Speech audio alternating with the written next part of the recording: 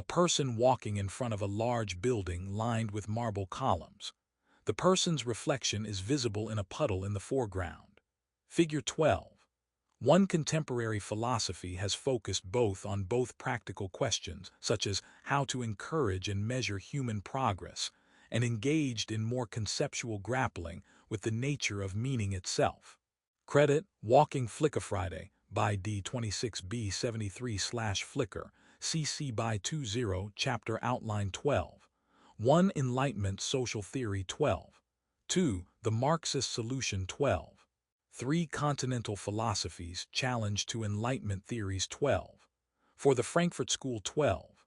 5. Postmodernism. The modern era has witnessed rapid change that improved the lives of many, but also created new social problems. The 17th to 19th centuries included the Enlightenment, the Scientific Revolution, and the Industrial Revolution. During this period, great unrest occurred, with social contract theory spawning revolutions in Europe and the Americas. The emergence of capitalism on the ruins of feudalism fueled the rise of a low-paid urban labor force and a ballooning of numerous related social ills, such as poverty and crime. Philosophers around the world and throughout history, including Buddha, Plato, and Confucius, have proposed systems of thought to address the social problems of their age. 3 major philosophical movements arose to address the challenges of the modern era. In Europe, the Enlightenment, often dated from 1685 to 1815, and also called the Age of Reason, inspired societies to turn to reason, science, and technology to achieve better lives for individuals and steady progress for the human race. New fields of social science arose, among them sociology, as a means of impartially studying and presenting solutions to social problems.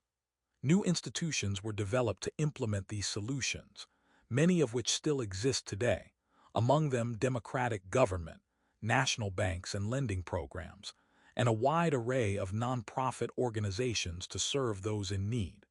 The economic progress of this era relied on the system of capitalism, which many thinkers in the early 19th century blamed for producing the bulk of human suffering they witnessed. These thinkers increasingly embraced a type of socialism called Marxism, which advocated for a communist revolution that placed the working class in control of the government and economy. Marxist ideology predicted that communist revolutions would inevitably take place as capitalism advanced within the industrializing world, and that these revolutions would create a society devoid of major social problems. Neither of these predictions were realized.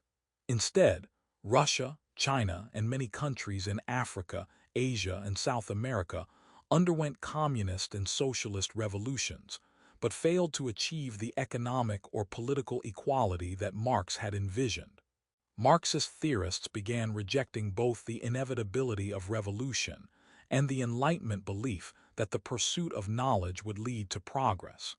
Instead, they viewed knowledge as reflective of systems of power. They argued that philosophers must take on a new role.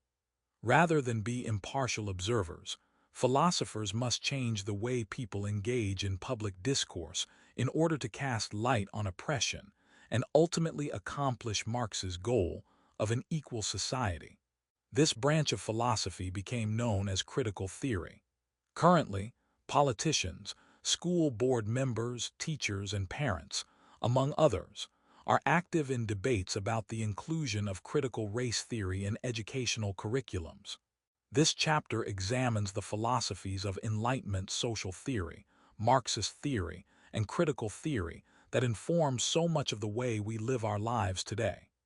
Learning objectives. By the end of this section, you will be able to evaluate Enlightenment ideas of progress, describe positivism, outline the emergence of empirical sociology as a means of solving social problems. Enlightenment thinkers propose that human reason coupled with empirical study of the physical world would lead to progress, namely, the advancement of science and the improvement of the human condition. While time, labor, and life-saving scientific advances benefited many, The economic developments of the era exacerbated inequality and pushed many others into poverty. Concerns also grew about the power of governments and other institutions, and the role of the individual in increasingly complex and interconnected economic and social systems. Political theorists such as John Locke, 1632–1704, and Jean-Jacques Rousseau, 1712–1778, proposed social contract theory, which spoke to the protection of individual freedoms. And new fields emerged to study and attempt to address the social problems that were developing. Connections, the chapter on political theory, examines social contract theories that address the protection of individual freedoms. Rationalism and empiricism enlightenment thinkers proposed that the knowledge needed to improve social conditions could be gathered through rationalism, which regards reason as the source of most knowledge, and empiricism, which relies upon the evidence provided by experiments. The French thinker René Descartes, 1596–1650, argued that true knowledge could be acquired through reason alone, without relying on experience. Descartes' famous quote, "I think therefore I am," insists that we know what we know due to abstract reason. For example, knowing that 1 + 1 = 2 is a function of reason rather than personal experience.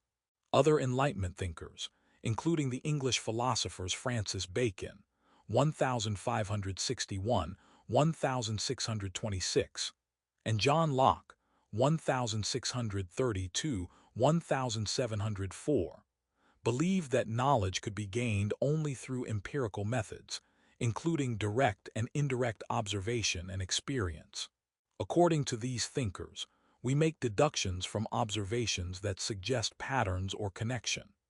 These deductions can then be tested by systematically observing further phenomena and recording and analyzing data surrounding these phenomena.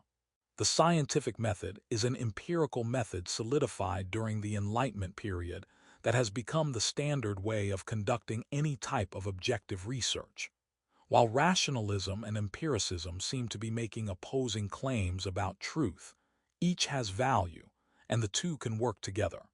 The technological advances of the last 200 years, such as the launching of astronauts into space, the invention of radio, television, and the internet, and the eradication of diseases such as polio, can be said to be the result of both rationalism and empiricism.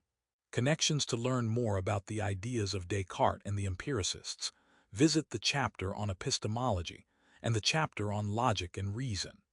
Kant and ethical progress.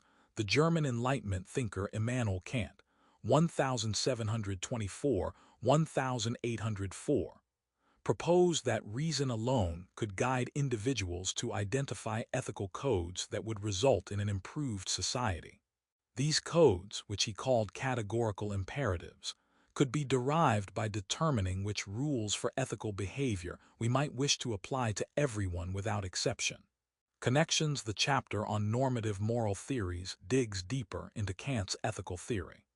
Kant believed that applying reason in this way could usher humanity toward a moral society in which each individual would enjoy the greatest possible freedom. However, Kant also believed that this work of reasoning out a moral code could not be accomplished by individuals, but must be undertaken by entire societies. Nor could the work be accomplished in one generation. Instead, it may take centuries of trial, reflection, and education. Yet, through this pursuit, societies would progress with each generation, ultimately reaching a more perfect moral code and a more ideal society. Dupré, 1998. Kant's positivism. The French philosopher Auguste Kant, 1798–1857, crafted a social theory with the goal of pushing humanity forward toward a more peaceful society, one that could weather the storms of the political revolutions that he experienced in his youth. Considered the first philosopher of science, Kant analyzed the development of the different branches of science that existed in his time. Based on this work, He proposed the law of three stages for the development of societies. In the first stage, individuals attributed the events of life to supernatural forces. In the second stage, individuals recognized that human efforts and natural forces were largely responsible for many events while still acknowledging the power of supernatural forces. In the third stage, individuals shift from focusing on causation to the scientific study of the natural world, human society, and history. In this third stage, Kant believed that humanity would reject religion and focus only on laws or postulates that can be proven. Kant called this third stage positivism. Pencil drawing of Auguste Kant. He is seated in a relaxed posture and looks directly at the viewer. Figure 12. 2. Auguste Kant believed that society could be studied empirically and that this study could result in human progress. Credit Auguste Kant by Mason d'Auguste Kant /Wikimedia, public domain, grounded in this positivist approach. Kant proposed the establishment of a science of society, which he called sociology. He believed that society, like an organism in nature, could be studied empirically, and that this study could result in human progress. Kant's conception of sociology as a field of study remained in the theoretical realm. A few decades after he first proposed it, however, his theoretical ideas for a new discipline crossed the Atlantic Ocean and found a home in universities in the United States. Here great minds, such as W.E.B. Du Bois, discussed in the next section, established sociology as a practical discipline that could inform the policies and programs of governments and institutions. Kant believed that humanity would struggle to transition to positivism, as religions provided comforting and meaningful structure and rituals. As a result, Kant founded his own church in 1849, which has as its theoretical legacy the secular humanism of today. Think like a philosopher. Kant struggled with mental health and spent much of his later years in psychiatric hospitals. During this time, he established the structure and rituals for his church. Watch Dr. Bart van Heerikhuizen from the University of Amsterdam discuss Kant's journey and whether religions are necessary to stabilize society. Then consider how religion serves society and whether it is necessary in the modern era. Describe the type of church or alternative social institution you would establish to serve the needs of society in the age of science. Du Bois and Empirical Sociology, W.E.B. Du Bois, a prominent American intellectual and civil rights activist, pioneered the use of empirical methods in the field of sociology. When Du Bois first engaged with sociology, the young field of study was largely theoretical. Du Bois criticized early sociologists for making broad generalizations about human societies based on vague, personal impressions rather than first seeking to gather evidence. Westbrook 2018, 200. Du Bois set out to convert sociology into a scientific discipline. After receiving his Ph.D. from Harvard University in 1895, Du Bois came to the University of Pennsylvania in Philadelphia. Here he conducted a complex investigation into the obstacles that African Americans faced in becoming self-supporting. Over 15 months, Du Bois conducted 2,500 door-to-door interviews, collecting data on demographics, education, literacy, occupation, health, membership in civic organizations, criminality, rates of alcoholism, income levels, home ownership rates, voting practices, and the integration of African Americans into the larger society. He compared his findings with data compiled by the U.S. Census Bureau and other sources to gain more insight. For example, comparing his data regarding the occupations of people living in the 7th Ward, an African American neighborhood, to 1890 census data on the occupations of people in the whole of Philadelphia. He found that a significantly greater percentage of African Americans were engaged in low-skilled, low-paying occupations. Du Bois's study and his subsequent book, entitled The Philadelphia Negro, a social study, became the first empirical analysis of racism in the United States. Studio photograph of W.E.B. Du Bois. He wears a formal jacket and sports a neatly trimmed beard and mustache. Figure 12. 3. W.E.B. Du Bois pioneered the use of empirical methods in the field of sociology. Credit: W.E.B. Du Bois by James E. Purdy, 1907, by James E. Purdy, National Portrait Gallery/Wikimedia, public domain. Today, we take for granted our ability to find statistics such as the divorce rate, the crime rate, or the average salary for a job in the region where we live. However, the collection of this kind of data and its use as a tool to inform public policies aimed at addressing social problems is a product of Du Bois's determination to bring science to the study of social issues. Hand-drawn bar graphs showing that African Americans are disproportionately represented in domestic and personal service and underrepresented in manufacturing and mechanical industries. Figure 12. For this bar graph from Du Bois's The Philadelphia Negro, a social study, published in 1899, illustrates his conclusion that African Americans living in the 7th Ward were less likely to work in the skilled professions of manufacturing and mechanical industries, and more likely to work in unskilled positions of domestic labor. This data-based approach to studying human experiences was revolutionary at the time. Note that at this time, the term Negroes was commonly used to describe Black Americans. Credit: The Philadelphia Negro, p. 109 by W.E.B. Du Bois, Google Books, public domain.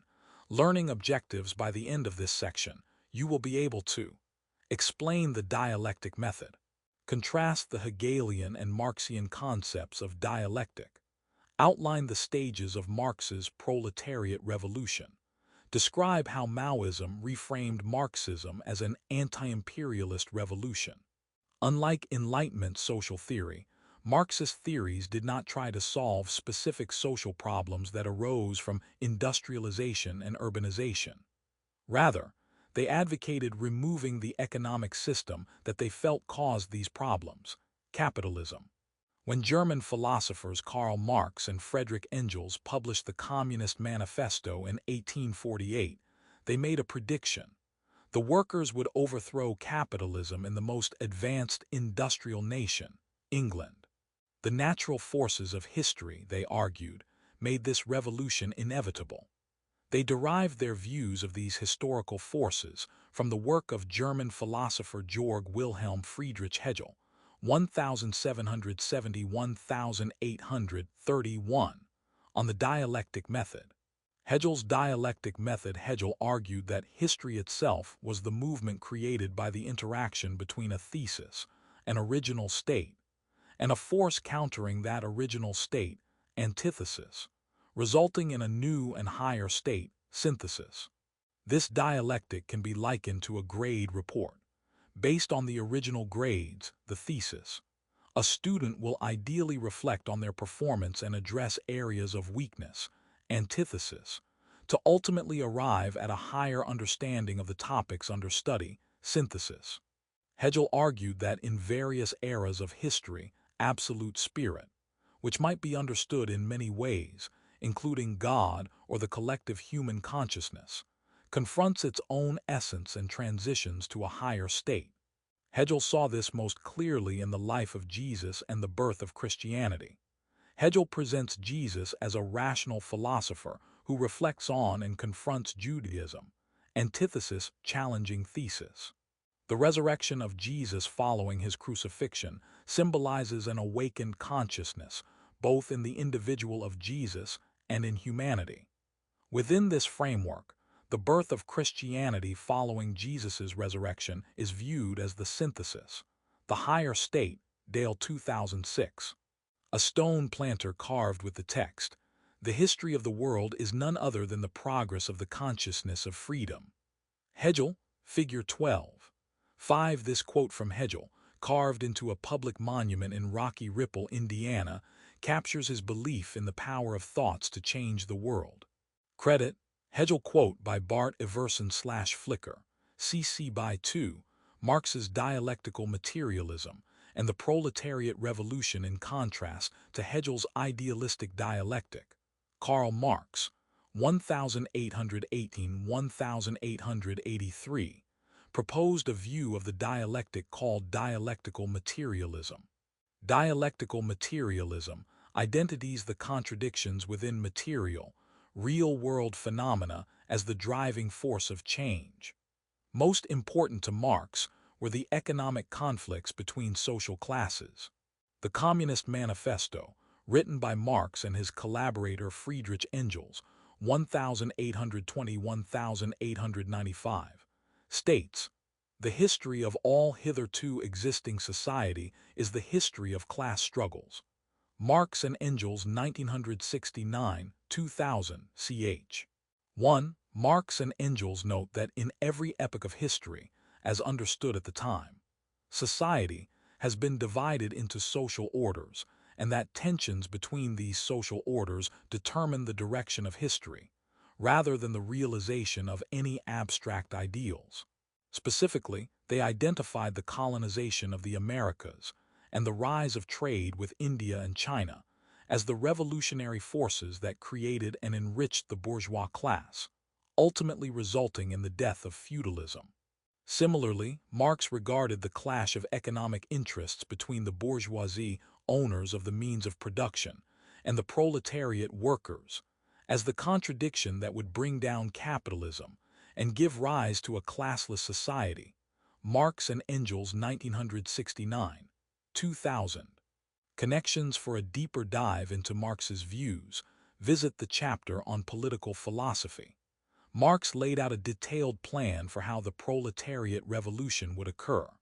Marx proposed the concept of surplus value as a contradictory force within capitalism. Surplus value was the profit the capitalists made above and beyond the wages of the workers. This profit strengthens the capitalists, monetarily, and so gives them more power over the workers and a greater ability to exploit them.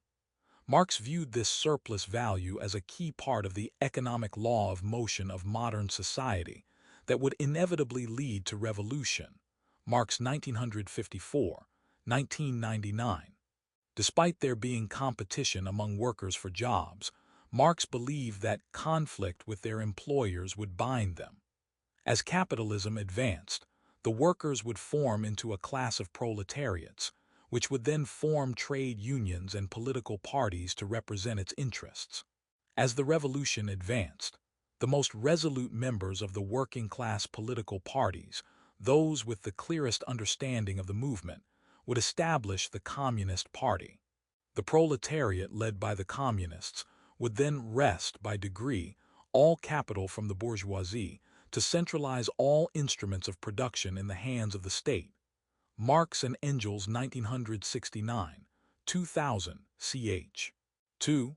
The Communist Party would need to rule society as the dictatorship of the proletariat and enact reforms that would lead to a classless society. These developments did, in fact, materialize, but in Russia, not in England, as Marx had predicted. Marx had expected the revolution to begin in England, since it was the most industrial society, and to spread to other nations as their capitalist economies advanced to the same degree. The unfolding of actual events in a way contrary to Marx's predictions led Marxists and others to doubt the reliability of Marx's system of dialectical materialism. This doubt was compounded by the realizations that the Russian Communist Party was responsible for killing millions of farmers and dissidents, and that some working-class parties and unions were turning to fascism as an alternative to communism. By the early to mid-20th century, opponents of the capitalist system were questioning orthodox Marxism as a method of realizing the ideal of a government by the working class. Think Like a Philosopher. Watch Karl Marx on Alienation from the series A History of Ideas. The video examines Marx's claim that the alienation and oppression created by capitalism would fuel revolution in the working class. He called for the workers to revolt, as they had nothing to lose but their chains.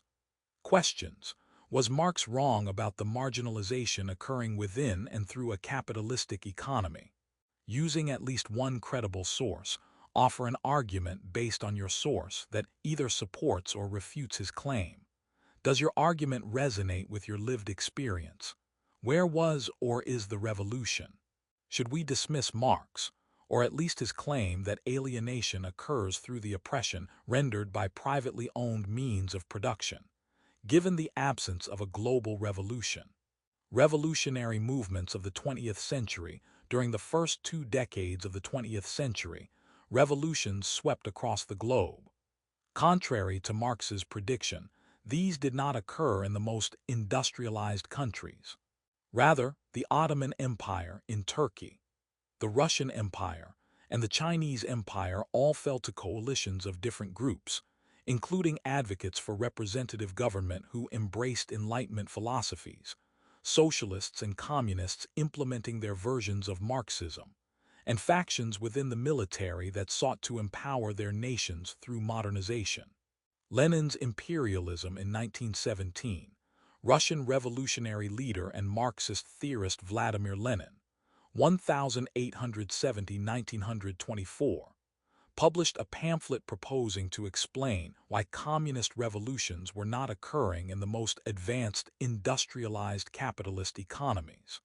Lenin suggested that capitalism had morphed into imperialism. Rather than continuing to squeeze their own working classes at home for profits, large national monopolies had gained access to both cheap raw material and labor, and new markets in Africa, Asia, and South America. The result, Lenin argued, is that communist revolutions will take place in these subjugated nations, rather than in the most industrialized countries. Lenin 1963, 2005.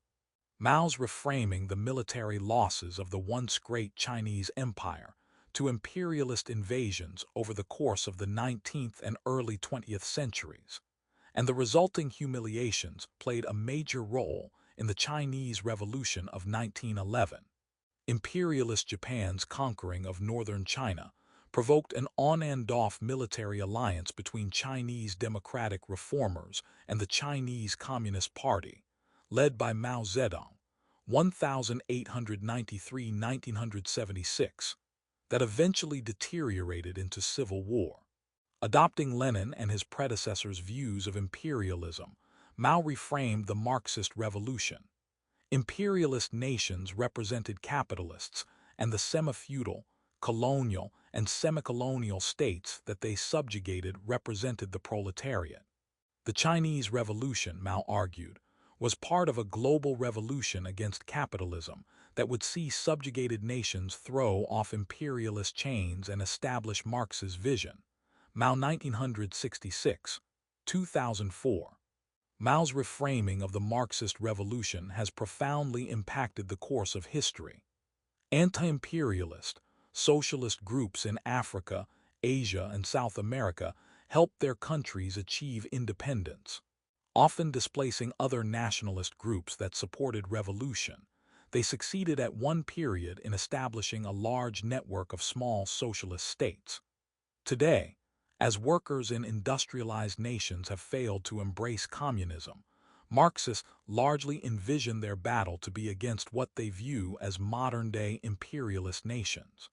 Unlike Russia and industrialized nations, China lacked an organized working class that might provide the Communist Party with the numbers and material support needed to launch a revolution. As a result, Mao addressed his rhetoric not only to the proletariat proper, but to the peasantry as well. He defined a different class struggle, one between the peasants and the landlord class. The ruthless economic exploitation and political oppression of the peasants by the landlord class forced them into numerous uprisings against its rule. Mao noted in the Little Red Book, a selection of Mao's quotes first published in 1964, that all individuals were strongly encouraged to own and study. Mao 1966, 2000, ch. 2. Mao extended the revolutionary class even further to include members of the intelligentsia and the petty bourgeoisie, a term describing those managing small-scale commercial undertakings. Mao urged all these people to join the peasants and the proletariat and become saviors of the people by ousting the Japanese imperialists and establishing a new democracy based on Marxist principles. Mao even extended membership in the revolutionary class to members of the bourgeoisie who held strong nationalist, anti-imperialist views. Being a bourgeoisie in a colonial and semi-colonial country and oppressed by imperialism, the Chinese national bourgeoisie retains a certain revolutionary quality. Mao 1966, 2004, Section 5. Mao's reframing of the proletariat afforded Marxist movements far greater flexibility in choosing supporters and defining their enemies. Like Mao's re-envisioning of the Marxist revolution, this shift enabled the spread of Marxism within the less industrialized world. Statue of Chairman Mao in front of a large, modern building with a sign in both Chinese characters and English letters. The English letters read China University of Geosciences. Figure 12. 6. Mao's reframing of Marxist ideology inspired not only the Chinese people, but also those seeking to establish governments and economies founded on Marx's ideals in other parts of the world. Credit: Mao Statue by Philip Yegenstedt/Flickr. CC by 2. Cultural Revolution and Re-Education. Mao identified the transformation of China from a feudal monarchy to a representative democratic system to a Marxist democracy as a series of cultural revolutions. Despite Mao's highly inclusive definition of the revolutionary element, he strongly emphasized the primacy of the proletariat and the Communist Party. In discussing the new democracy, Mao explained, "This culture can be led only by the culture and ideology of the proletariat, by the ideology of communism, and not by the culture and ideology of any other class." Mao 1966, 2004, Section 12. Mao had galvanized the support of many groups to win control of China. Now, Mao needed a mechanism to maintain the primacy of the Communist Party and communist control of the nation once imperialist Japan had been evicted from northern China. Mao found his mechanism with a method he called self-criticism. Mao warned that the party must not become complacent after achieving success. The minds of comrades, Mao explained, gather dust and must be washed from time to time. Engaging in regular self-criticism meant that the party might avoid mistakes and respond quickly and effectively to setbacks. A deeper motivation for self-criticism, however, stemmed from the Communist Party's desire to establish and maintain control over the new society. In theory, self-criticism would consist of groups of comrades sitting together, discussing their ideas, reporting on their dealings, and helping each other improve. Mao described how self-criticism should proceed. "If we have shortcomings, we are not afraid to have them pointed out and criticized because we serve the people. Anyone, no matter who, may point out our shortcomings. If he is right, we will correct them. If what he proposes will benefit the people, we will act upon it." Mao 1966, 2000 ch. 27. In practice, as early as the 1930s, self-criticism sessions turned from small groups that shamed individuals into public events in which class enemies were denounced, humiliated, and beaten, often by people whom they were close to, such as family members, students, or friends. Indeed, Mao recognized these practices as essential to the revolutionary movement. A well-disciplined party armed with the theory of Marxism-Leninism, using the method of self-criticism, and linked with the masses of the people. An army under the leadership of such a party, a united front of all revolutionary classes and all revolutionary groups under the leadership of such a party. These are the three main weapons with which we have defeated the enemy. Mao 1966, 2000 ch.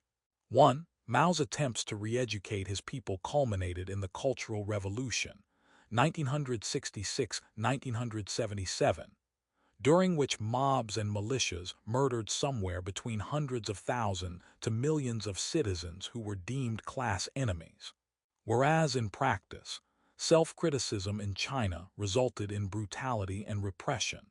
The idea that communication and self-examination can serve as a tool of liberation has continued to develop. Learning objectives. By the end of this section, you will be able to explain the meaning of hermeneutics, contrast meaning as expressed through historicity and meaning as expressed through objective models, articulate phenomenology's contributions to questions about the nature of reality, describe the basis for ethical action identified by phenomenology, articulate the understanding of reality proposed by existentialism, describe Ricker's narrative understanding of the self and society.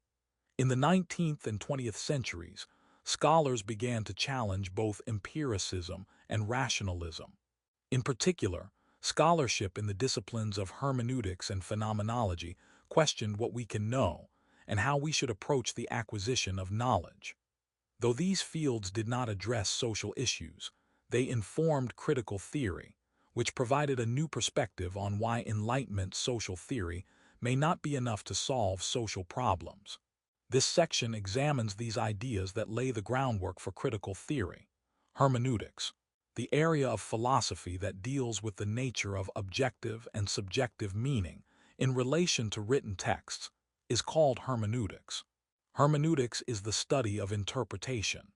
When engaged in hermeneutics, we are asking questions such as author's intent, how the audience interprets the text in question, the assumptions that fuel the reader to make the conclusions they come to, etc.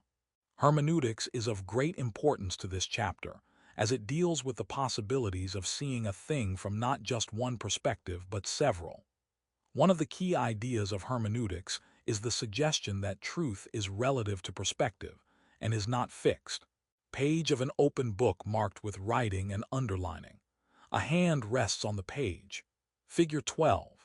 7. Hermeneutics challenges the idea that a text means just one thing, pointing instead to the relationship between text and reader as creating a diversity of possible meanings.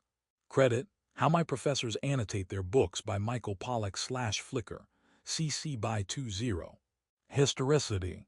Historicity is the philosophical view that everything that we encounter gains its meaning through the temporal events that surround its introduction to and maintenance in the world.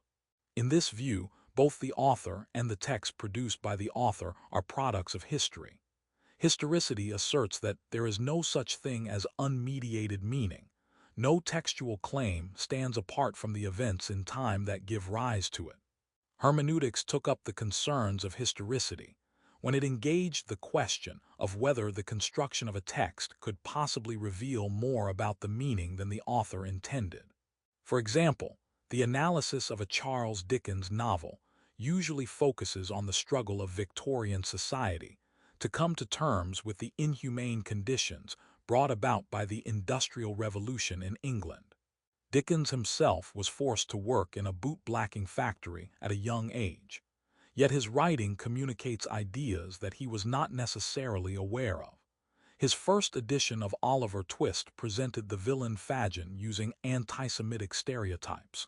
When an acquaintance made him aware of this, Dickens initially denied it, but the subsequent edition replaced many instances of the term the Jew with the name Fagin, Mayer 2005.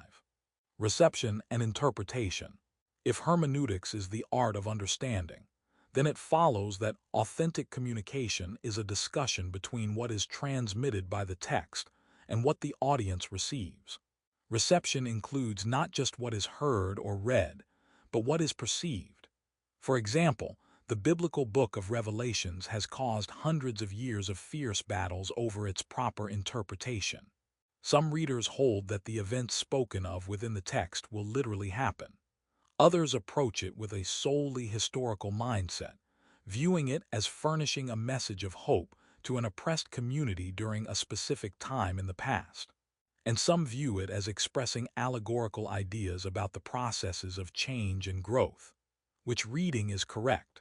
According to hermeneutics-based biblical scholar Rudolf Bultmann, 1884–1976, one must have a living relationship with the text one wants to understand. Stated differently, one must engage the historical, literary, cultural, socioeconomic, religious, and political background within which the text was written to fully grasp its significance. Hermeneutics rejects both the absolute power of rational thought propagated by Descartes and the empiricism promoted by other Enlightenment thinkers. In fact, hermeneutics challenges the basic idea of things having one absolute meaning. Instead, meaning is understood as being derived not from an objective source but from the reader.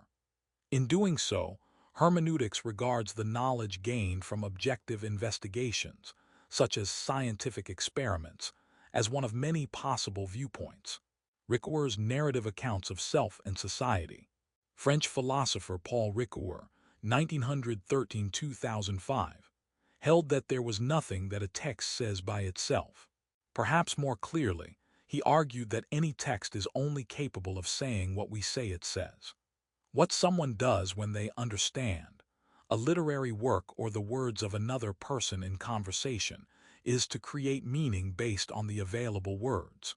Even if the author of a text were with us to interpret every word, we still could not arrive at the meaning of the text, since it is doubtful that we could ever experience the literary work from the same context as the writer. Gill, 2019. Discourse is the name Ricoeur assigned to the process of making meaning out of the texts and dialogues that have been presented to us. As opposed to the identification of things in the natural sciences, a process limited in possible meanings, discourse possesses endless interpretative possibilities. In the later part of Ricoeur's career, he switched his focus from symbols to metaphor and narrative. For Ricoeur, a metaphor is not simply the exchange of one word for another. Rather, a metaphor is a way of saying that which is in some sense unsayable.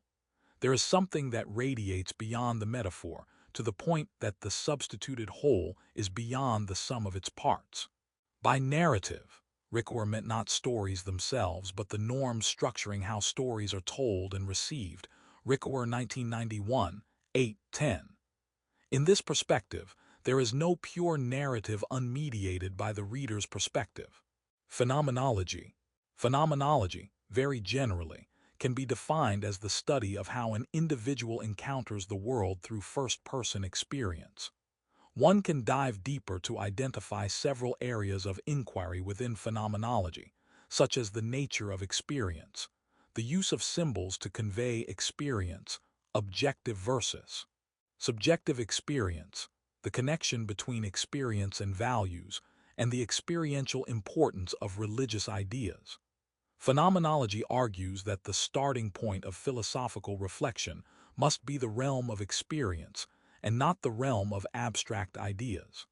Instead of starting with the purely mental idea of a thing, phenomenology suggests that we reflect on how the experience of a thing affects us. For example, a phenomenological approach would encounter a chair from the perspective of the purpose it is serving at that particular moment. Perhaps it's being used as a table, and not what the idea of chair may indicate. Phenomenology tasks us with working toward an understanding of various types of experiences involving the thing in question. Phenomenology and reality. Phenomenology was largely developed by French thinker Maurice Merleau-Ponty, 1908–1961, and German philosopher Edmund Husserl, 1859–1938. Husserl argued that, when one begins the phenomenological investigation, one must suspend the temptation to assert that an object is in essence what it appears to be. Rather, Husserl advocated that we focus on how the thing appears to us. Husserl thus provided the foundation of the phenomenological project, the relinquishing of assumptions about the objects of experience. On the left, a watercolor portrait shows a serious-looking person with a goatee and mustache. On the right, a photograph shows a relaxed portrait of a person wearing a suit and tie and holding a small book. Figure 12. 8. Edmund Husserl left and Maurice Merleau-Ponty right each made important contributions to phenomenology. Left credit: Edmund Husserl for PIFAL by Archero Espinoza /Flickr, CC by 20. Right credit: Morris Merleau-Ponty by Philosophical Investigations. Org/Wikimedia, public domain. Merleau-Ponty further rejected Descartes' distinction between the mind and the body. Merleau-Ponty argued that we cannot separate perception or consciousness from the body, as we perceive the outside world through our bodies. The body structures our perception. For example, Merleau-Ponty pointed to psychological studies of phenomena such as phantom limb syndrome and hallucinations to show that the body mediates our perception of the outside world. Merleau-Ponty 2012. Martin Heidegger's 1889-1976 brand of phenomenology, focusing on the nature of human being, what he referred to as Dasein, argued that being by necessity has to occur in the world, as being cannot manifest without a world. This view challenged attempts to discover the nature of being in the realm of theory and ideas. Heidegger proposed that abstract ideas don't reveal much about being since they are not in the world. If we want to analyze the nature of being, we must not focus on individual instances of beings and our external assumptions about them, but rather examine the world, the realm in which being itself occurs. For Heidegger, what gives rise to the experience of being is more revealing than an investigation of things. Smith, 2013. For example, this view would privilege experiences from everyday life, such as driving to the store or greeting a neighbor on the sidewalk, as more informative on the nature of being than abstract philosophical reflections on transportation or neighborly interactions. As another example, consider the difference between music that aligns with standards of music theory and that which does not. In the case of the former, a song is good because it follows abstract ideas of harmony, uniform time signatures, etc. In the case of the latter, a song may break some or all the rules of music theory, but still present a phenomenological reality of experiences of joy, pain, angst, or anger. In fact, Heidegger was very interested in works of art and their function to authentically imitate life as it is, and not as abstract concepts say it should be. Phenomenology and ethics. There is a strong connection between ethics and phenomenology. The phenomenological vantage point of reflecting on experience engenders a sense of wonder. Some philosophers would assert that ethics has this sort of awe-inspiring quality. We do the right action because it compels us. From a phenomenological perspective, the ethical response, like all experience, cannot be reduced to biological, chemical, or logical reasons. That which persuades us to do something we are convinced of to be good or right makes a claim that transcends either of these. In other words, there is a difference between someone not causing unnecessary harm to another merely because the law prohibits it, and a person who has truly been persuaded by the phenomenological presentation of another human that they matter greatly and should not be harmed unnecessarily. Phenomenology deeply engages the questions of ethics by investigation of the nature of immediate human experience.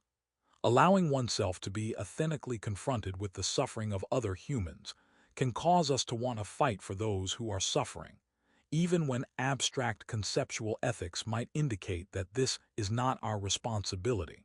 For example, a person is not required by any abstract legal or ethical mandate to give one of their kidneys to a stranger.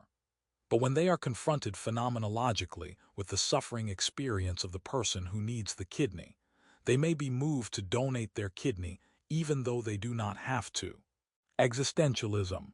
Existentialism can be defined as the philosophical focus on the human situation, including discussions of human freedom, the making of meaning, and reflections on the relevance of the human sciences and religion. Existentialism's phenomenological roots, along with an emphasis on human freedom, provides its foundation. In the existentialist view, the world of experience and meaning is created from the ground up, rather than moving from the abstract realm into the world. This reversal is the basis of human freedom.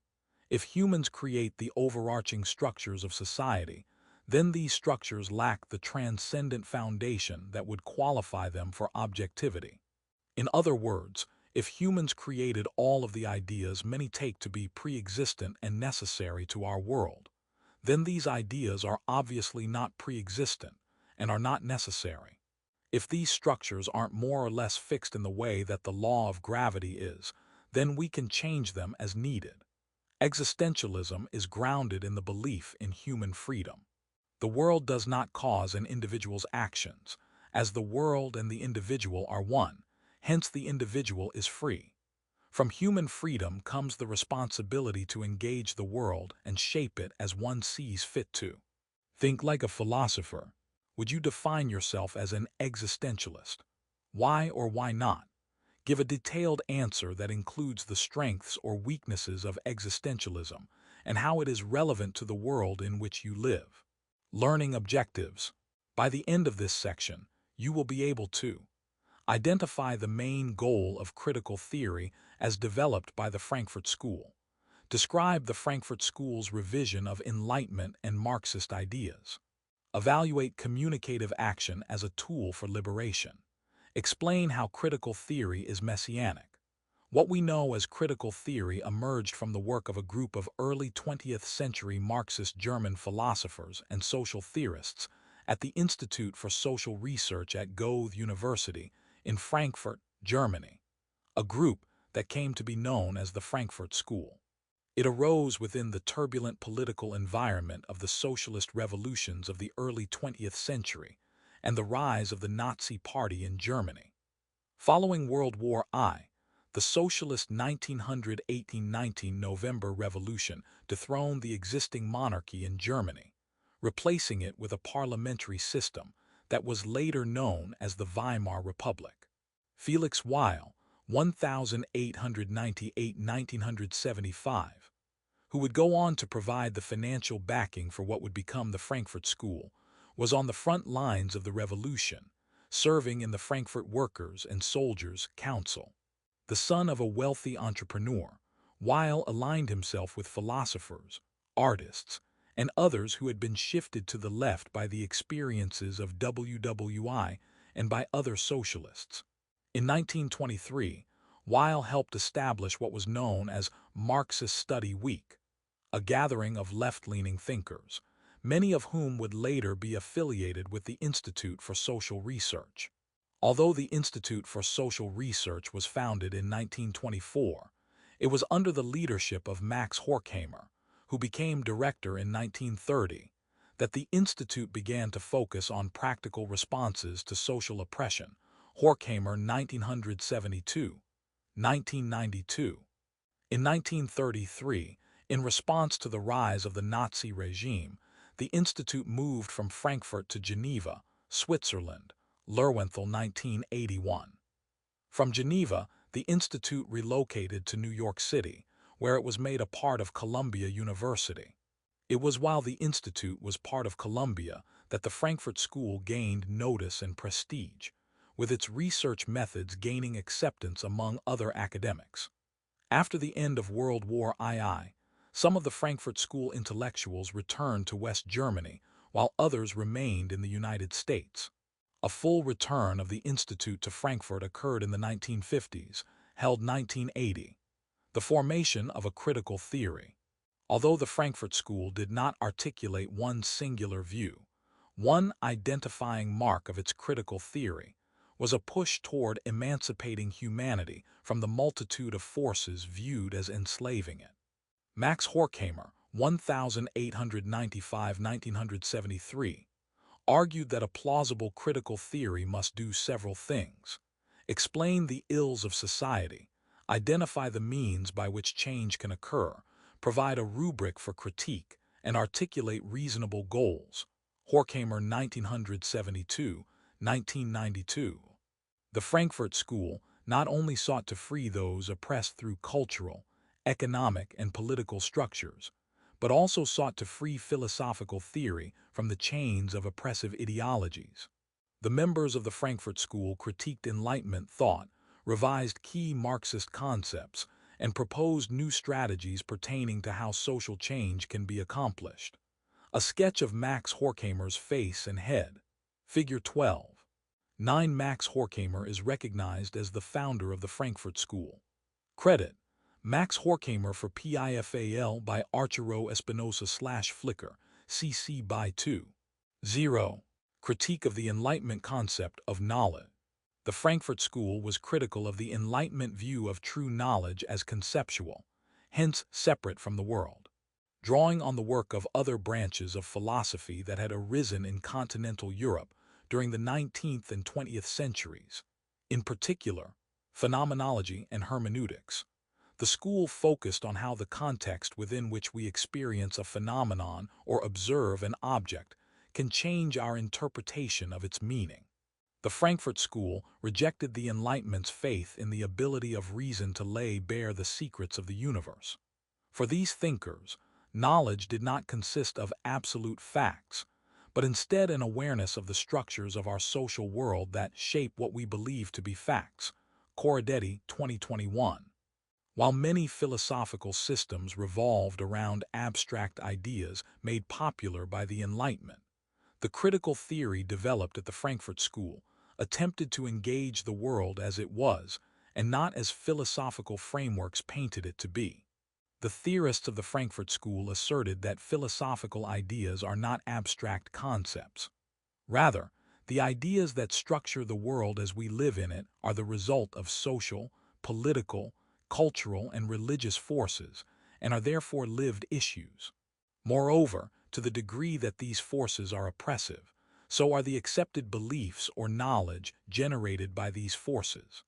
The purpose of true knowledge is thus to inform us on how the social world can be liberated from marginalizing and oppressive concepts. Corradetti, 2021. Horkheimer's rejection of the primacy of reason. The Enlightenment had established a hierarchical relationship between philosophy, and by extension reason, and science. Kant had positioned reason itself as the key to understanding science and to making sense of how scientific discoveries fit into the overall framework of knowledge. According to the Kantian view, proper philosophical reflection was based in reason. Horkheimer rejected this prioritization of reason. He asserted that the objects of scientific reflection were shaped and determined through context. Horkheimer, 1972, 1992. Horkheimer and others criticized Kant and Enlightenment philosophy as abstract, irrelevant, or in the worst case, enabling the oppression that occurred since Kant's time. Instead, the Frankfurt School offered a focus on how philosophy could be used to make a practical difference within that world. Benjamin's disruption of the status quo. A common denominator among the multiplicity of ideas within the Frankfurt School could arguably be what German Jewish philosopher Walter Benjamin, 1892–1940, called the Messianic. By this, he meant a disruption within the status quo that eventually responds in various ways to the oppression occurring in a society. Horkheimer, 1972, 1992. Jewish and Judeo-Christian theology prophesies a messianic redeemer who will eventually bring peace to an unstable world. Benjamin adapted the term to indicate a conceptual resistance to hegemonic systems, another term for the power structures of the status quo. This resistance is not part of and does not flow from linear history, but rather interrupts it. Benjamin understood systems such as capitalism to be linear pathways of history that the messianic impulse interrupts, thus bringing forth a reality that does not flow from past to present but always is. Benjamin held that such a disruption of linear time disrupts systems of power by creating a classless moment. Khatib, 2013. One example of Benjamin's idea of the messianic would be the eradication of the socially constructed hierarchy of race. Disrupting this concept would presumably result in a society devoid of the stratification that is connected to notions of race. The difficulty with this idea is that messianic moments within human societies don't seem to last. With the messianic deconstruction of one status quo, such as race, arises another construction that eventually takes the place of the former as the status quo, such as class. A 2-3 profile pen drawing shows a person with a mustache wearing round eyeglasses. Figure 12. 10. Walter Benjamin was an early member of the Frankfurt School. He started as a literary critic, but contributed profoundly original ideas to the school. Credit: Walter Benjamin for PIFAL by Arturo Espinosa /Flickr, CC by 2. 0. The revision of the Marxist dialectic. The Frankfurt School amended the dialectical method to address what they saw as the shortcomings of Marx's belief that the progression of the world from capitalism to socialism was inevitable. As we can see now, a socialist future has yet to be the inevitable end point of all capitalist societies. In the hands of Frankfurt School theorists, the dialectical method became not a forecast for humanity's future, but a down and dirty understanding of the arbitrariness of the social situation in any given era. Horkheimer, 1972, 1992. This understanding indicated that what is to come must be shaped in a real way by intentional action, as opposed to theoretical reflection. While utilizing elements of Marxist philosophies, many Frankfurt School thinkers held that social transformation was not inevitable, but needed to be worked toward in conscious ways. Eugen Habermas's communicative action. The Frankfurt School sociologist and philosopher Eugen Habermas, b. 1929, is the most prolific figure associated with the Frankfurt School, producing work touching on a variety of topics in social life. Bronner, 2011. Habermas took Max Horkheimer's place as the chair in sociology and philosophy at the Institute for Social Research in 1964. A prized possession of many societies is a democratic right to free speech. This right was championed by Habermas. As articulated by Habermas, the emancipation of a society is fueled by more than the mere act of people saying what they feel. Rather, people must say what they feel in a public forum in which their ideas can be challenged, in a forum through which people debate freely and thus sharpen their ideas. Habermas viewed this sort of open discussion as having the potential to shape and transform how political systems are run. Habermas calls this sort of pressure by dialogue communicative action. The foundation upon which communicative action rests is the ground of language. Communicative action views language not as an unchanging system that will always produce certain conclusions, but as a process of discovery that is most effective when the ideas we hold most dear are put to intense scrutiny. Language becomes the process by which humans create and agree upon the norms that are most important to them. Bronner, 2011. Habermas viewed communicative action as taking place in the public sphere. The public sphere refers both to the spaces in which people discuss the issues of the day and the collective conceptual realm of people involved in such discussions. The public sphere is a realm outside of nation and state politics, where people can be persuaded to engage in some sort of political action. Assen, 1999.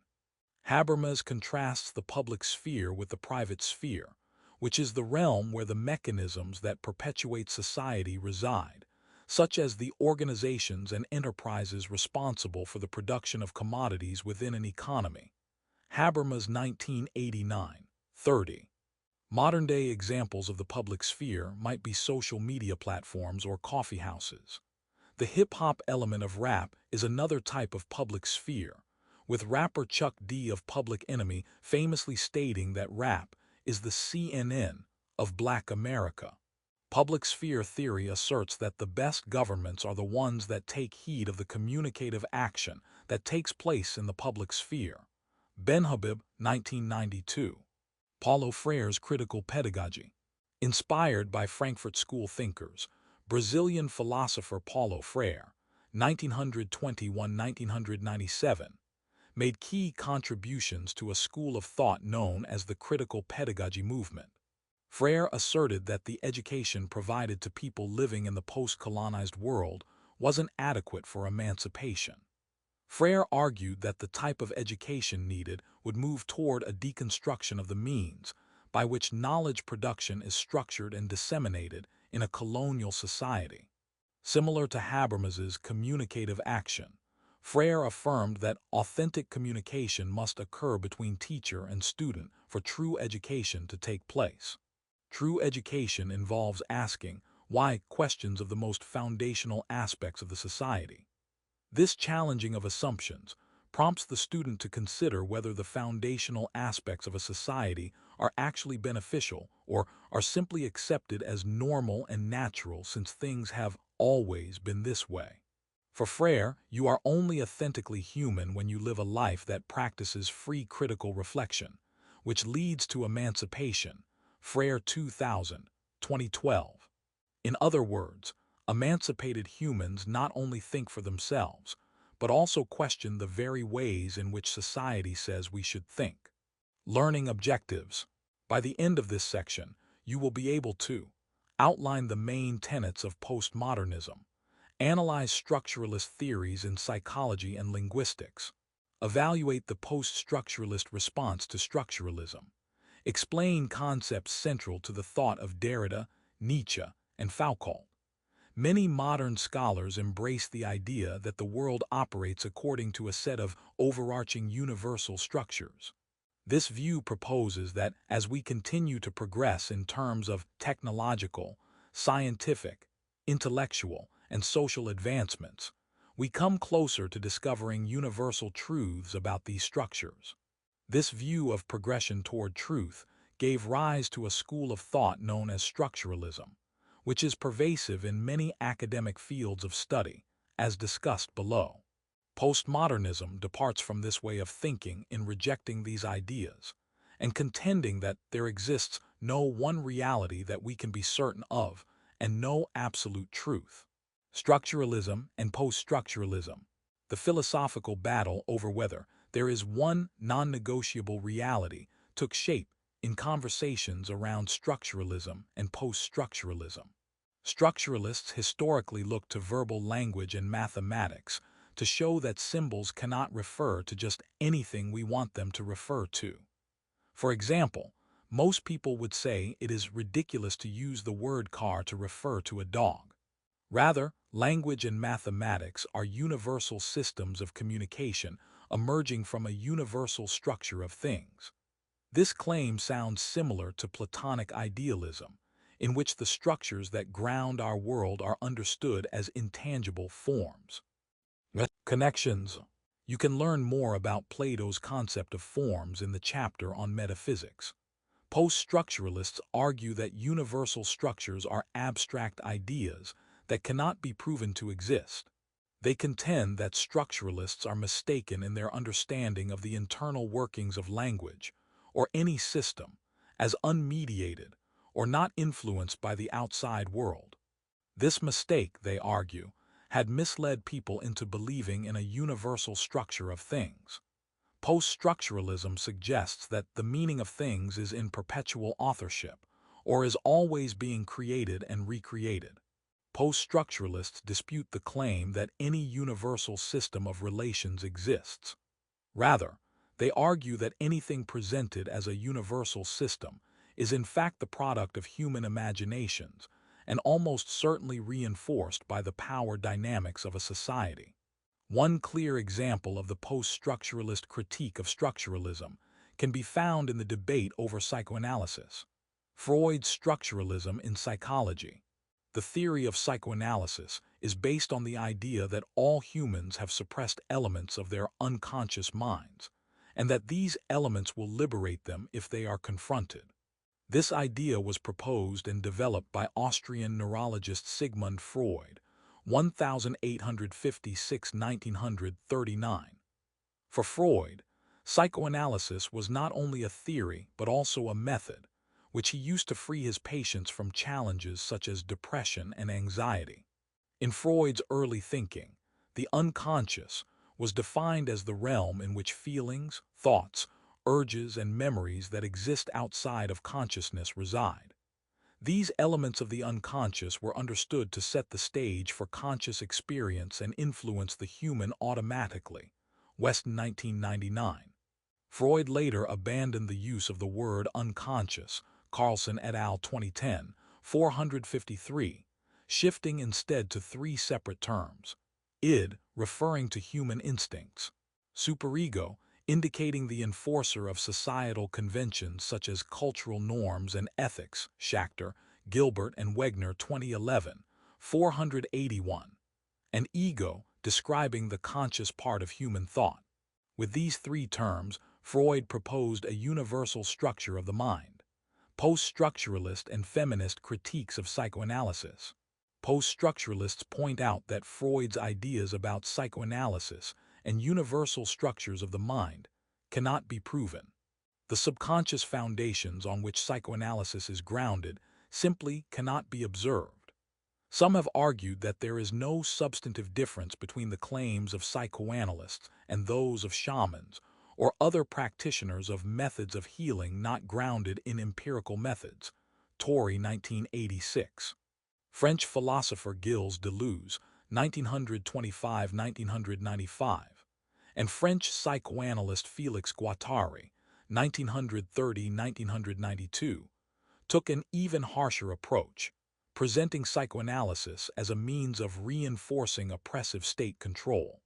Belgian philosopher Luce Irigaray, B. 1930, and others have criticized Freud's ideas from a feminist perspective, accusing psychoanalysts of excluding women from their theories.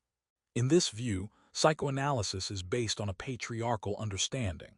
Those taking this view point out that Freud made a number of patriarchal claims, including that sexuality and subjectivity are inseparably connected, and that he viewed women as problematic throughout his life. Zakin, 2011. Yet many psychoanalytic feminists express a critical appreciation for Freud, utilizing what they find valuable in his theories and ignoring other aspects. Ferdinand de Saussure and the Structure of Linguistics, along with U.S. pragmatist C.S. Peirce, 1839–1914, Swiss philosopher, linguist, and semiotician Ferdinand de Saussure, 1857–1913, was responsible for creating a system of linguistic analysis known as semiotics. Semiotics is an analysis of how meaning is created through symbols, both linguistic and non-linguistic. One of the foundational tenets of Saussure's linguistic theory is the idea that language has both an abstract langue component and an experiential parole component, what we hear or see when it is used every day. A word alludes to an intangible essence represented by a sound or collection of visible symbols. Fendler, 2010. This audible or visual expression has a distinct life from that which it represents. Language is a system that functions according to certain rules, which allow for some things but not others. For example, we can't say a person is walking and standing still at the same time. Nerth, 1990.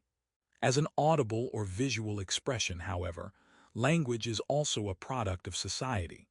For example, the word dope, which conventionally meant narcotics, has also come to signify something that is well done.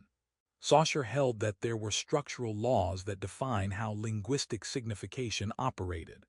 The semiotics of Saussure and Peirce were the means of discovering these laws. Semiotics became a cornerstone of structuralism. Wittgenstein and the linguistic turn. Structuralism was accompanied by what is known in philosophy as the linguistic turn. The term linguistic turn comes from Austrian philosopher Gustav Bergmann, 1906–1987. It refers to philosophical movements in the Anglophone world, starting in the early 20th century, that privileged verifiable statements over statements that could not be verified. Since the statement "I can see clearly now" could be verified by a vision test, it would have more value than the statement "God exists," which is not verifiable. Rorty, 1991, 50.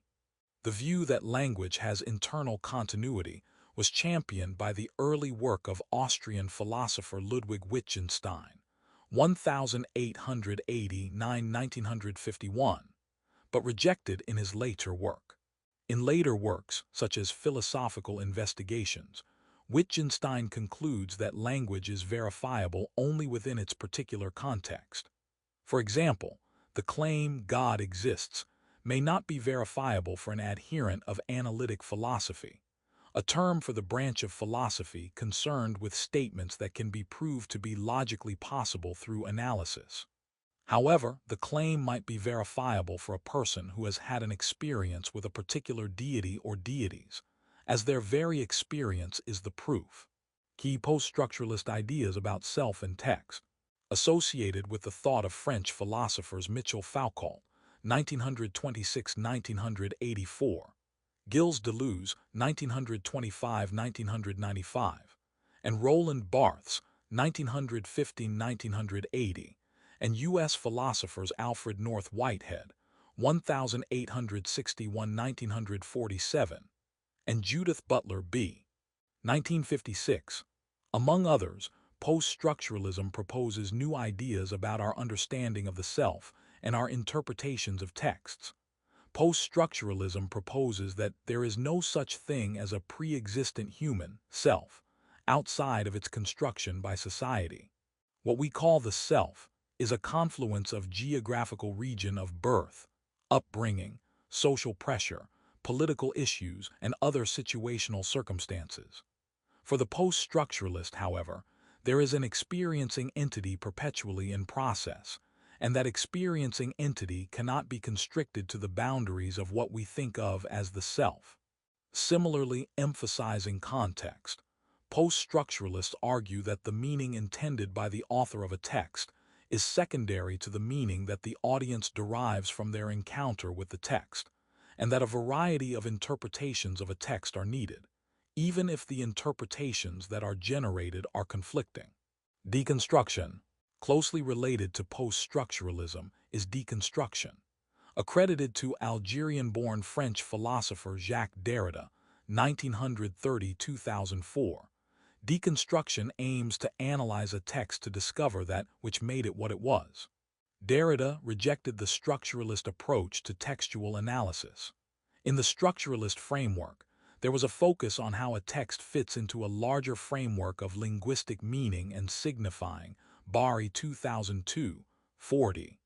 Derrida, among others, held that these structures were as arbitrary as other facets of language, such as the arbitrary decision to use tree to refer to a large plant with a bark, trunk, and leaves when we could have called it a cell phone, and have procured the same symbolic use, Thistleton 2009. Derrida asserted that texts do not have a definitive meaning, but rather that there are several possible and plausible interpretations. His argument was based on the assertion that interpretation could not occur in isolation.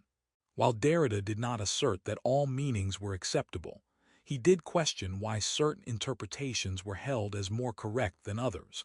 Thistleton 2009. Painting of Jacques Derrida on a building, along with other graffiti art. Figure 12. 11. This painting of Jacques Derrida on a building in France speaks to his continued importance to contemporary thinkers. Credit: Jacques Derrida, Painted Portrait DDC 3327, by Thierry Aymon / Flickr, CC by 20.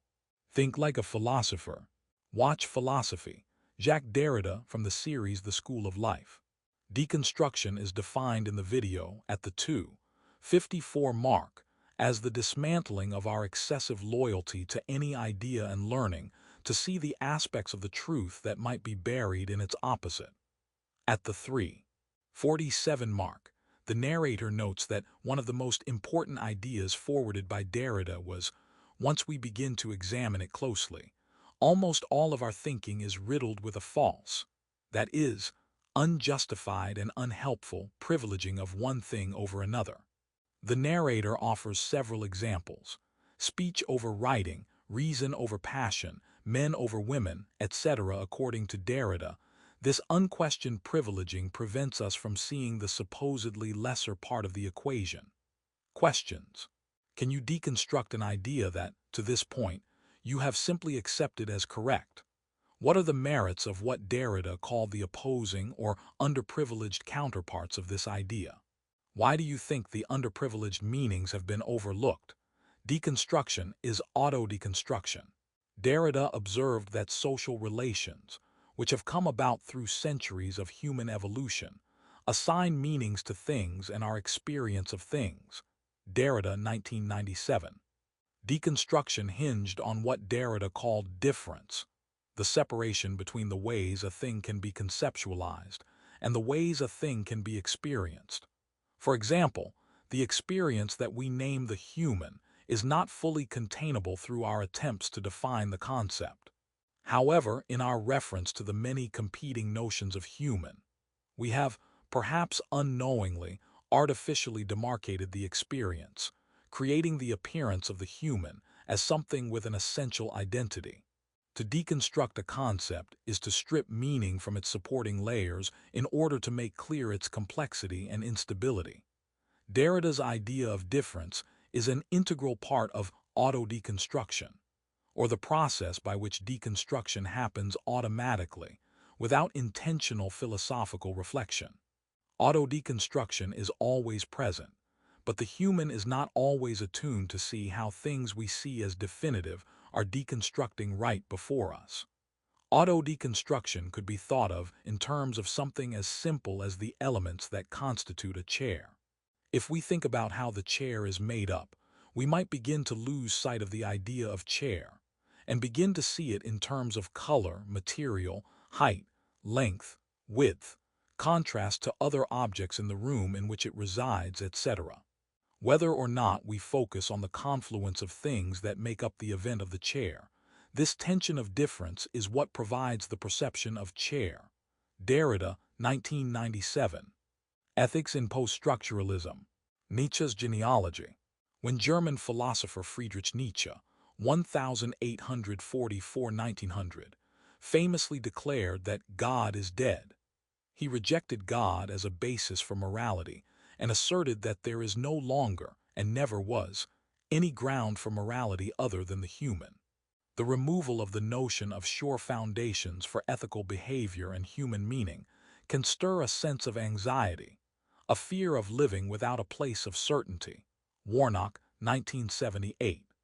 This fear and anxiety inform the existential notion of the absurd, which is simply another way of stating that the only meaning the world has is the meaning that we give it. Crowell, 2003. In this motion away from objective assertions of truth, one comes to what Nietzsche calls the abyss, or the world without the absolute logical structures and norms that provide meaning. The abyss is the world where nothing has universal meaning. Instead, everything that was once previously determined and agreed upon is subject to individual human interpretation. Without the structures of fixed ethical mandates, the world can seem a perpetual abyss of meaninglessness.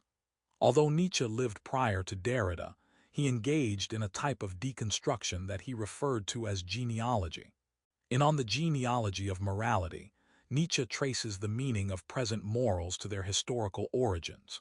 For example, Nietzsche argued that the concepts we refer to as good and evil were formed in history through the linguistic transformation of the terms nobility and underclass. Nietzsche, 2007, 147–148. Nietzsche held that the upper classes at one time were thought to be noble, having characteristics that the lower classes were envious and would want to emulate. Therefore, noble was considered not an ethical good, but a practical good. A person simply had a better life if they were part of the ruling class. Over time, the concept of noble took on a more ideal meaning, and the practical characteristics, e.g., reputation, access to resources, influence, etc., became abstract virtues. Because the lower classes were envious of the upper classes, they found a theoretical framework to subvert the power of the nobility. Judeo-Christian philosophy.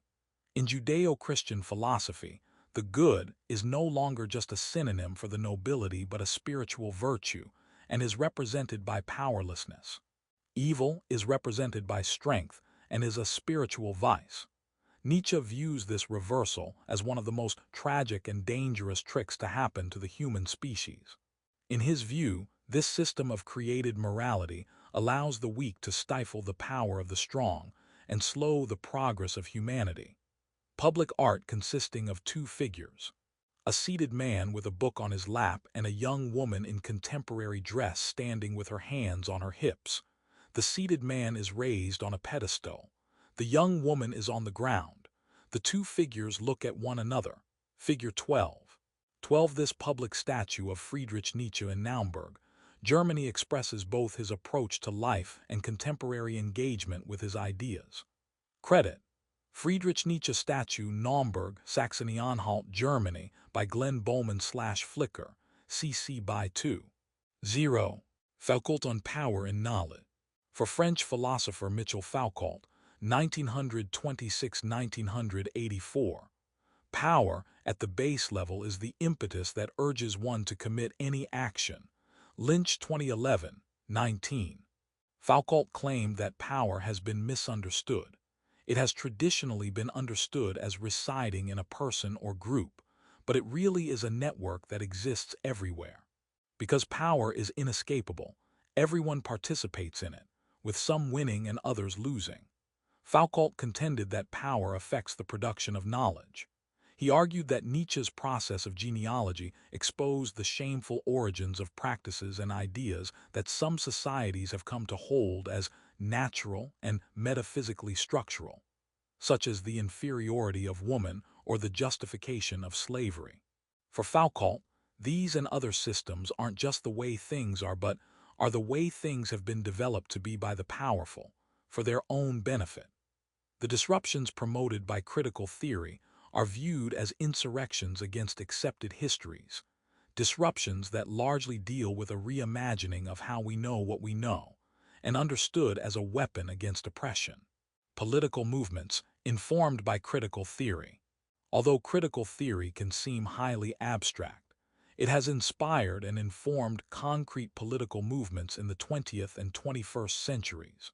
This section examines two of these: critical race theory and radical democracy. Critical race theory. One of the most controversial applications of critical theory concerns its study of race. Critical race theory approaches the concept of race as a social construct and examines how race has been defined by the power structure. Within this understanding, whiteness is viewed as an invented concept that institutionalizes racism and needs to be dismantled. Critical race theorists trace the idea of whiteness to the late 15th century, when it began to be used to justify the dehumanization and restructuring of civilizations in the Americas by Britain, Spain, France, Germany, and Belgium. As these colonizing nations established new societies on these continents, racism was built into their institutions. Thus, for example, critical race theorists argue that racism not as an anomaly but a characteristic of the American legal system. Ian Haney Lopez's White by Law. The legal construction of race argued that racial norms in the United States are background assumptions that are legally supported and that impact the success of those socially defined by them. Critical race theory views the institutions of our society as replicating racial inequality. The idea of institutionalized racism is not unique to critical race theory. Empirical studies, such as those carried out by W.E.B. Du Bois, have outlined the structure of institutionalized racism within communities. Critical race theories are unique in that they do not see policies that arise from these empirical studies as a solution because these policies, they argue, arise within a power structure that determines what we accept as knowledge. Instead, critical race theorists, like other branches of critical theory, turn to the philosopher, the teacher, or the student to relinquish their role as neutral observers and challenge the power structure and social institutions through dialogue. Critics of this approach, and other critical theory approaches to education, worry that these programs seek to indoctrinate students in a manner that bears too close a resemblance to Maoist self-criticism campaigns. Radical democracy. Radical democracy can be defined as a mode of thought that allows for political difference to remain in tension and challenges both liberal and conservative ideas about government and society. According to radical democracy, The expectation of uniform belief among a society or portion of a society is opposed to the expressed and implied tenets of democracy. Kahn and Kellner, 2007. If one wants freedom and equality, then disparate opinions must be allowed in the marketplace of ideas. One strand of radical democracy is associated with Habermas's notion of deliberation, as found in communicative action. Habermas argued for deliberation, not the normalizing of ideas through peer pressure and governmental influence, as a way in which ideological conflicts can be solved. Though Habermas admitted that different contexts will quite naturally disagree over important matters, the process of deliberation was viewed as making fruitful dialogue between those with opposing viewpoints possible. Olson, 2011, 2014. Another type of radical democracy drew heavily on Marxist thought, asserting that radical democracy should not be based on the rational conclusions of individuals, but grounded in the needs of the community.